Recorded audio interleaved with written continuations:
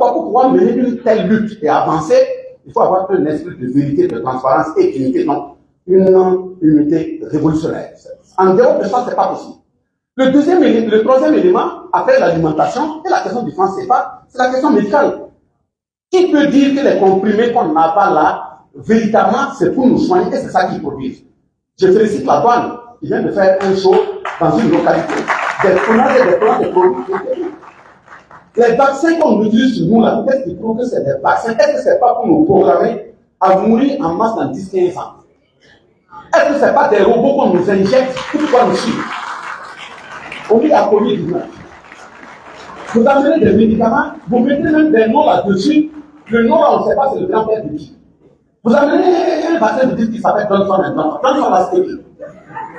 Et je viens pour me vacciner, vous dites, tant que je ne me vaccine pas, je ne peux pas voyager. Et tu veux me vacciner, tu dis même à mes gens de me dire, bon, si tu prends le vaccin Johnson & Johnson, bon, tu dois faire 1 semaine, 2 semaines sans prendre l'alcool. J'ai dit, c'est pas grave. Mettez. Quand il dit de ne pas faire, c'est ça même qui tue l'antidote. Vous me mettez Johnson & Johnson, je sors de la maison, premier maquillage, je garde, je le fais.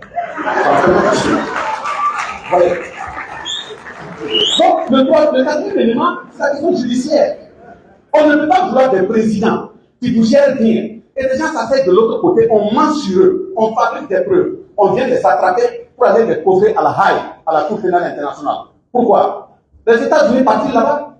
Les autres Européens, celui qui est en Israël, qui massacre les gens, ils partent là-bas. Pourquoi ils ne sont pas mis aux arrêts? Est-ce qu'il y a plus criminels qu'eux? Donc, de ce point de vue, on ne va pas admettre, continuer de nous soumettre à des injonctions de Cour pénale internationale. On verra, on est compris. Voilà. On va créer la Cour confédérale, la Cour judiciaire confédérale. C'est ça que nous allons faire. Et maintenant, l'autre registre que on doit jouer là, c'est le litige du mental, l'éducation. On ne va pas continuer de laisser les enfants, on les attrape, on emmène dans des pays, on ne sait même pas ce qu'on leur fait, après ils disparaissent. Non, il faut qu'on revoie les curricula. Les curricula dans lesquels on nous a enseigné le mensonge. On a même dit oui que Christophe Colomb a découvert les États-Unis. On nous a fait de citer ça pendant des années. Hein? Oh, Christophe Colomb, oui, justement. Oh, Christophe Colomb, lui, il a été aux États-Unis en 1492. Notre grand-père aïeux, Boubacar Mansa II du Mali, a été aux États-Unis en 1312. Donc, ça veut dire que Christophe Colomb a été là-bas après lui 180 ans, encore 2 siècles après. On va changer le contenu de l'éducation.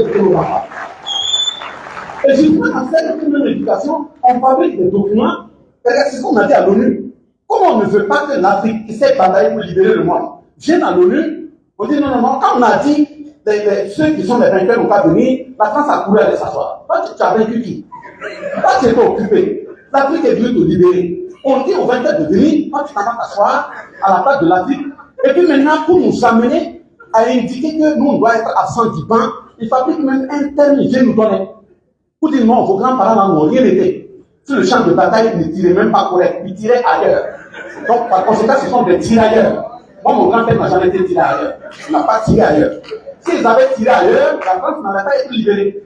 Mais on enseigne ça pendant combien d'années à nos enfants? Des anciens combattants tirailleurs. Anciens combattants tirailleurs. Ça veut dire, je suis fier. Comme dit que moi, mon grand-père n'est pas trop. Viens t'arrêter, il va prendre une équation par là. Il a tiré ailleurs. Donc, ça, c'est au niveau de l'éducation. Troisième phase de l'éducation, on ne va pas continuer à payer des blindés, continuer à payer des calages, continuer à payer des... Non. L'État doit s'organiser. Si on doit donner des bourses, nous avons besoin de véhicules, non. On voit avec notre partenariat quel est le pays qui en fabrique les bons véhicules. On prend 100 enfants, 200, on les envoie, on les suit. Dès qu'ils finissent là, ils reviennent. On crée un laboratoire, on ne va pas dire où. On crée un laboratoire. Et puis ils sont à l'intérieur. En tout cas, dans 2 ans, 3 ans, on voit des nouveaux véhicules, mais une voiture qui sortent.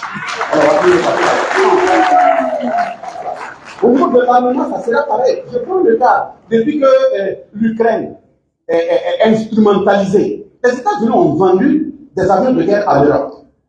Allez-y leur demander, tous les avions de guerre qui ont été vendus, la carte mémoire doit être recyclée chaque 6 mois. Chaque 6 mois, on te vend un avion, et c'est celui qui t'a vendu là. Tu peux à tout moment décider que ton avion ne décolle pas. Et nous, on va rester dans ça. Donc voilà pourquoi ils veulent qu'on paye le matériel. On ne va pas les payer là-bas. va aussi voir un peu comment il faut